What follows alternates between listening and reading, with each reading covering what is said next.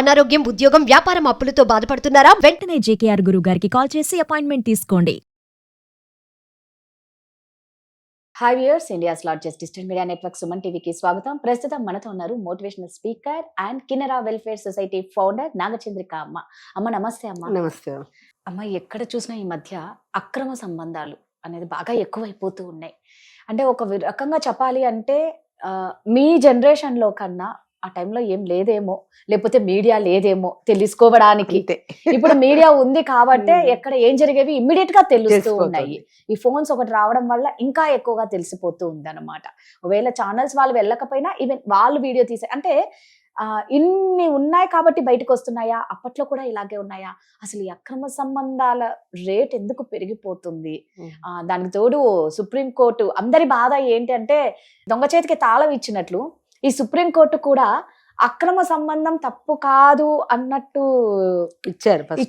First లో ఇచ్చినారు కదా, ఆ తర్వాత ఇచ్చింది తీసుకోరు. అప్పటికే జరిగిపోయింటుంది కదా. అందుకేనే ఎందుకమ్మా ఇలా అక్రమ సంబంధము అంటే, అక్రమము అంటే ఏంటి? క్రమం లేనిది, పద్ధతి లేనిది, సరైన న్యాయంగా లేకుండా పోవడం అనేది అక్రమం అని అంటారు దాన్ని. అంటే ఏదైతే నీతి నిజాయితీతో మనం నడుపుకుంటా పోతున్నామో దాన్ని వదిలేసి పక్కదారి పట్టిన దాన్ని కదా అక్రమం పోతున్నాం అనేది. అక్రమంగా స్థలం ఆక్రమించినారు ఏదన్నా అంటా ఉంటాను.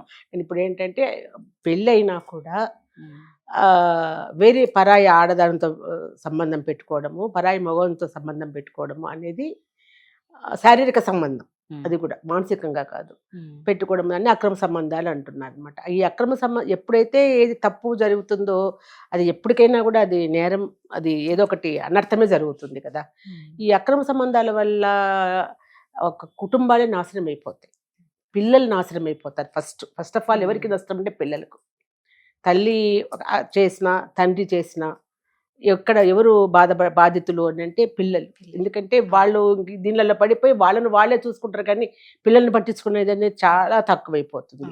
వాళ్ళకి కేర్ ఉండదు, ఒక బాధ్యత ఉండదు అసలు. ఇంకా కొంతమందికి అయితే గిన అక్రమ సంబంధం ఉన్నోళ్ళకి పిల్లల మీద ప్రేమ కూడా తగ్గిపోతుంది. అసలు నా పిల్లలు అనేది కూడా మర్చిపోయే స్థితికి వచ్చేస్తారు.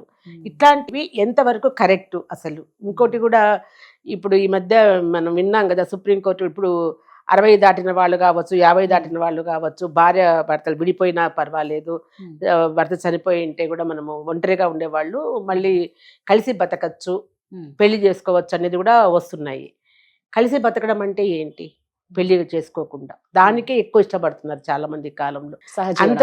సహజీవనం అనేది ఇది. ఇంతకుముందు మా చిన్నప్పుడు పల్లెటూర్లలో ఈ సహజీవనం అనేది ఎట్లా ఉంటుందంటే, ఎవరితోనన్నా వేరే సంబంధం పెట్టుకుంటే కింద, అరే మన రెడ్డి గారు పలానాను ఉంచుకున్నాడు రో, ఇది పోతున్నాడు, ఎంత అసహ్యంగా మాట్లాడేవాళ్ళు అంటే, ఉంచుకున్నాడు అనే మాటే వస్తుంది తప్ప దాని మీద వేరే ఇది రాదు, కామెంట్ కూడా రాదు అసలు.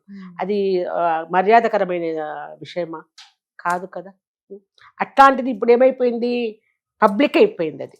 అది తప్పేం లేదు కాబట్టి చట్టాలలో కూడా మార్పులు వస్తున్నాయి. ఏం తప్ప ఇద్దరు కలిసి బతకచ్చు.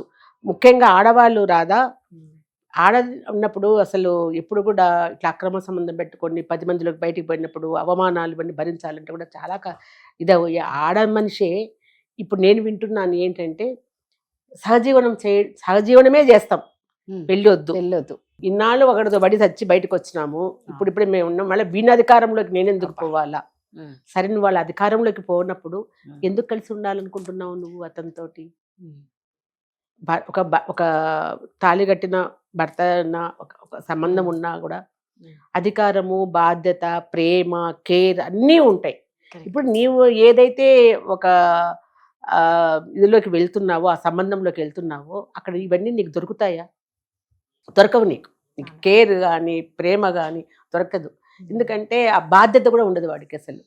కలిసి ఉన్నన్నాళ్ళు కలిసి ఉంటాం, ఎవరెంత కలిపోతాం. 60 ఏళ్లలో నువ్వు ఇప్పుడు కలిసి ఉండకుండా నువ్వు వేరే పోతే ఇంకొకటి దొరుకుతాడా నీకు? అంతే కదా. అక్కడ కూడా పోతావా? అక్కడి నుంచి ఎంత దూరం పోతావు? ఎంతమందిని తోటి నువ్వు వెళ్తావు వస్తావు అట్లా? ఇదంతా ఎందుకంటే ఇప్పుడు పెద్దవాళ్ళము మనమే ఇట్లా చేస్తే పిల్లలకి మనం ఏం సందేశం ఇచ్చినట్టు? ఏమంటే ఒంటరిగా అయిపోతున్నాము, ఈ ఒంటరితనాన్ని భరించలేక మళ్ళీ 65 ఏళ్లలో పెళ్లి చేసుకుందాము, లేదంటే ఇంకొకరితో సహజీవనం చేద్దాము అని అనుకుంటున్నారు. కానీ అది ఎంతవరకు సేఫ్టీ, మనకి ఎంతవరకు బాగుంటుంది, నిజంగా నీ మనసుకు నీకు ఆనందం వస్తుందా వేరే వంత కలిసి ఉంటే?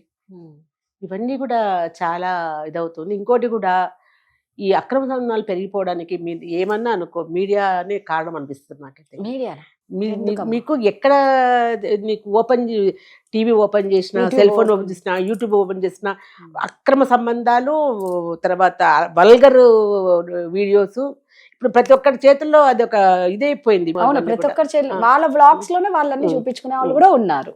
అవును, వాళ్ళే చూపించుకుంటారు, బయట వీళ్ళు చూపించారు కాకుండా పదే చూపిస్తున్నప్పుడు అది ఎంత పతివ్రత అయినా, ఎంత మనసు తప్పకుండా ఎట్లాంటోడైనా కూడా మనసు పక్కకి ఇదేదో బాగుంది కదా అనిపిస్తుంది. అది ఆ పరమేశానం ఏమవుతుందనే తర్వాత సంగతి. అన్నీ ఇలాగే అవుతున్నాయి. ఇంతకుముందు మనకి ఇంట్లో అందరూ ఉండేవాళ్ళు, కుటుంబంలో భయం అనేది ఉంటుంది. కరెక్ట్ అమ్మా. బయటికి పోవాలంటే భయం, ఆ ఇంటి ఆడపడచ్చు ఎన్ని కళ్ళు ఆమెను చూస్తా కాపాడుతూ ఉంటాయి. ఈరోజు ఎవడున్నాడు చూడ్డానికి, కాపాడడానికి ఎవడున్నాడు? పెళ్లి చేసేస్తాం, బాధ్యత తీర్చుకున్నాం అనుకుంటే తల్లిదండ్రులు. ఆ వచ్చిన భర్త సరైన వాడైతే చక్కగా ఉంటుంది, అక్కడి నుంచి స్టార్ట్ అయిపోతుంది. ఇంకోటి కూడా అది మరి నచ్చారో కూడా నాకు తెలియదు, కానీ పెళ్లి కాకపోయినా కూడా అమ్మాయిలు కాలేజీలు చదివిన అమ్మాయిలు కావచ్చు, బయటకు వచ్చి హాస్టల్స్ లో ఉంటున్నారు, లేదా బయటకు వచ్చి రూములు తీసుకుంటున్నారు. వాళ్ళకి ఏదైనా ఇంట్లో ఉన్నంత వరకు చాలా పొద్దిగ్గా చాలా బుద్ధిమంతుల్లాగా ఉండే ఆడపిల్ల నువ్వు బయటకు వచ్చి సిటీలోకి వచ్చి పడతానే ఆ అమ్మాయి వేషాలేంటి, ఆ అమ్మాయి తిరుగుళ్ళేంటి. ఇంకోటి కూడా ఈ ఎప్పుడు నేను కన్యత్వం పోగొట్టుకుంటున్నానేమో, ఇది ఏమంటారు దాన్ని, నాకు పెద్దగా రాదు, కానీ ఇది నా పెళ్ళైన తర్వాత నేను ఇది అనేది కూడా ఆ అమ్మాయికి ఉండదు. అసలు ఎంత మందితో తిరిగితే అంత హ్యాపీ అన్నట్టుగా, అంత మంచిదాన్ని ఇది అన్నట్టుగా పోతుంది. మగవాడికి వర్జిన్ గా ఉండాలని, ఆడపిల్ల వర్జిన్ గా ఉండాలనేది ఏమీ లేదు. వర్జిన్ లేదంటే అక్రమ సంబంధం కిందకే వస్తాయి కదా ఇవన్నీ కూడా. పెళ్లి చేసుకుంటే ఏమవుతుంది రేపొద్దున? ఇట్లాంటివి అన్నీ ఇప్పుడు అన్నీ సమకూరినాయి. అన్నీ చెప్తున్నాను నేను. నాకైతే అనిపిస్తుంది ఇప్పుడు అన్నీ మారిపోయినాయి. ఫుడ్ లేదు, మంచి ఎన్విరాన్మెంట్ లేదు, మంచి కుటుంబం లేదు, తల్లిదండ్రులు కూడా మనకు సరిగ్గా ఉండే తల్లిదండ్రులు లేరు. ఇట్లాంటి ఉన్నప్పుడు మరి ఇట్లాంటి సంబంధాలు ఇట్లాంటి దానిలోకి పోక ఏమవుతుంది ఎవరైనా? దీనివల్ల జీవితాలు నాశనమే గానీ ఏం ప్రశాంతంగా బతుకుతారు చెప్పు? నిజంగా ఏంటంటే, అంటే ఒక చోట ఒక ఇన్సిడెంట్ జరిగిన, ఏ ఇన్సిడెంట్ కానీ ఆ తప్పు చేస్తే ఆల్రెడీ మనం చూస్తున్నాం, ఆ శిక్షలు పడుతూ ఉంటాయి, వాళ్ళని అంటే తర్వాత నువ్వు ఏం చేస్తావు? ఇప్పుడు పిల్లల్ని చంపడాలు కానీ ఎక్కువ అయిపోయినాయి కదమ్మా, ఈ అక్రమ సంబంధాల వల్ల పిల్లల్ని చంపేస్తున్నారు. అసలు అదే నాకు నవమోసాలు మోసి కానీ పెంచిన పిల్లలు కూడా ఇంత పిల్లలు అయిన తర్వాత నీ చేతులతో పిల్లల్ని నరికేసి తల్లి అందులో చంపేస్తుంది అని అంటే, ఈ అక్రమ సంబంధం ఎవడో వాడు ఉంటాడో నీతో పోతాడో మధ్యలో కూడా నీకు తెలియదు. వాడి కోసం ఎవడో మధ్యలో వచ్చిన వాడి కోసం పెళ్లి చేసుకొని చట్ట ప్రకారం చేసుకొని ఒక పద్ధతి ప్రకారం చేసుకున్న పిల్లలు కానీ ఇంత చేసి ఆ పిల్లల్ని మొగుడిని వదిలేసి పిల్లల్ని చంపేసేయడము, మొగుడిని చంపేసేయడము, ఏముంది వాడిలో నీకు చెప్పు? వాడు నీకు అంత భద్రతగా చూసుకుంటాడా? 4 రోజులే నీ శరీరం కోసం వచ్చినోడు నిన్ను అంత ఇదిగా చూస్తాడా? అది అందరితోనే పోతుంది. 4 రోజులు మోజది. శరీరాన్ని కోరుకుని వచ్చినోడికి 4 రోజులే మోజది. అది తీరిపోతానే అయిపోయా, ఎట్లా వదిలించుకోవాలో దీన్ని అని చూస్తాడు తప్ప వాడు ఏ రకంగా జాగ్రత్తగా పెట్టుకుందాంలే పక్కన అనుకుంటాడా? ఉండదు. అందులో మన చట్టం, మన భారతీయులు మన దాంట్లో చట్టంలోనే ఉంది, పెళ్లి చేసుకున్నప్పుడు రెండో పెళ్లి అనేది అనుమతి తీసుకొని, భార్య అనుమతి అన్నా తీసుకోవాలి, లేదా భార్య చనిపోయి ఉండాలి, లేదంటే విడాకులన్నా తీసుకొని ఉండాలి. అప్పుడే రెండో పెళ్లి నువ్వు చేసుకుంటావా? నువ్వు ఏదైనా చేసినప్పుడు నీ పెద్ద ఇది రాదు నీకు. కానీ వాళ్ళు అన్ని పెట్టుకొని నువ్వు ఈ పని చేసినప్పుడు నువ్వు అవినీతితో పోయినట్లే కదా లెక్క. కరెక్టే. నిజంగా మనుషులందరూ మారాలి, మనం నిజంగా ముందుట్లాగా రావాలి అంటే అది ఎప్పటికీ సాధ్యమో కూడా. పిల్లలకి మనం మార్గదర్శనంగా ఉండాలి తప్ప పిల్లల దగ్గరనే మనం వీక్ అయిపోయి అసలు వాళ్ళు కూడా అరే మీ అమ్మాయి ఏంట్రా, మీ నాన్న ఏంట్రా అంటే వాళ్ళ తల ఎక్కడ పెట్టుకుంటాడు బిడ్డలు. అట్లే కదా ఇక్కడి నుంచి వచ్చిన వాడు ఒక ఇదిలో మారిపోతాడు వాడు కూడా. కరెక్ట్ అమ్మా. థ్యాంక్ యూ అమ్మా.